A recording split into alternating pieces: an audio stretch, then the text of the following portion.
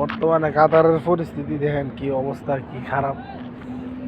আজকের দিকে 1 সপ্তাহ আগে আপনার এক দালালে আইসরা 200 টাকা নিছিল, বলছিল কাজ দিব। টাকা দেওয়ার পরে দালালের কোনো হুজই নেই, দালালের বিচারই পাওয়া যাবে না, দালালের ফোন দিলে ফোন দেওয়ার না, টিয়াটলে মনে বাইকে গেছে গা। আর যে পরিস্থিতি দেখেন আমার পিছিয়ে, এই যে লোক আসার সময় হয়েছে, এখন আরো লোক আসবো। আর